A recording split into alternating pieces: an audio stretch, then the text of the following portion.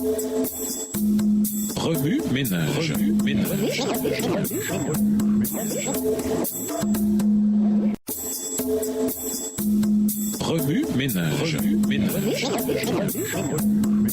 Bienvenue dans votre émission. Remue ménage. Nous voilà à la leçon de lundi interprétée, 2 domaines. Jésus répondit aux questions des chefs religieux par des principes brefs dans leur forme, mais étendus dans leur application. Il aurait pu donner de plus amples explications, mais peut-être était-ce l'un de ces moments où il aurait pu déclarer « J'ai encore beaucoup de choses à vous dire, mais vous ne pourriez pas les supporter maintenant. » Jean 16, verset 12. Heureusement, pour les lecteurs modernes, bon nombre des questions que ce passage peut soulever sont explorées plus loin dans le Nouveau Testament. Romains 13, les versets 1 à 10, reprend le langage de Matthieu 22, le verset 21, mais fournit davantage d'explications. Il devrait donc être étudié comme un commentaire inspiré de Matthieu 22, les versets 18 à 21. Comment les domaines distincts de Dieu et du gouvernement interagissent-ils? Le domaine de Dieu englobe tout, y compris notre responsabilité envers le gouvernement. Romains 13, verset 1. Puisque Dieu délègue l'autorité à nos dirigeants, Paul fait référence à l'autorité gouvernementale comme serviteur de Dieu, version 2,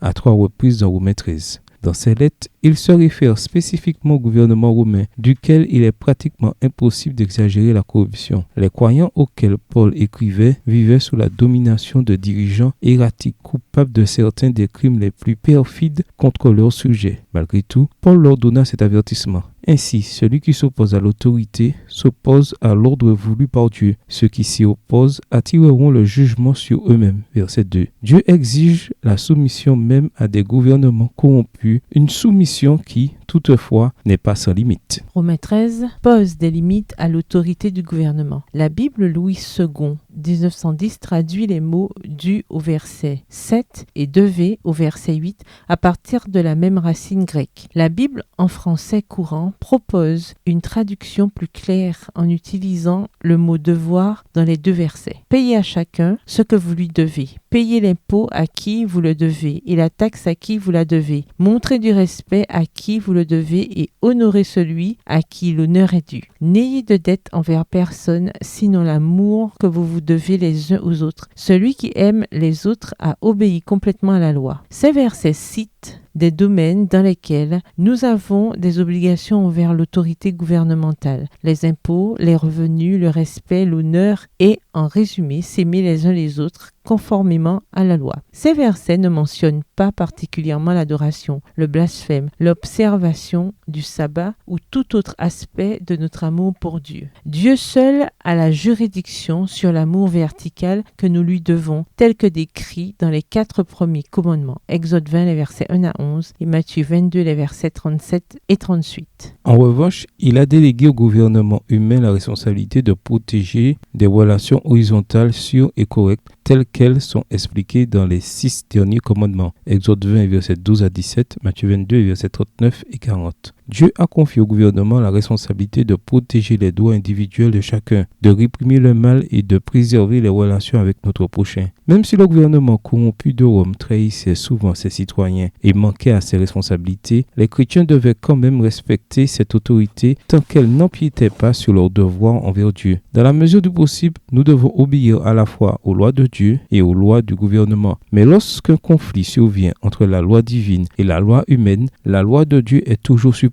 Comme l'ont dit les apôtres, il faut obéir à Dieu plutôt qu'aux hommes. Acte 5, verset 29. Remue ménage, après avoir regardé votre texte écrit et annoté, quels éclairages particuliers vos notes semblent-elles indiquer dans l'ensemble? Quelles questions émergent après l'étude de la leçon d'aujourd'hui? Quelle partie trouvez-vous difficile? Quels autres principes et conclusions découvrez-vous? À quel danger sommes-nous le plus souvent exposés? À une trop grande complaisance envers le gouvernement ou à une trop grande subversion? Pourquoi? Y a-t-il des questions tirées de Matthieu 22, versets 15 à 22 qui ne sont pas expliquées dans Romains 13, versets 1 à 10? Au revoir. Et à demain si Dieu veut. Remue ménage. Remue ménage.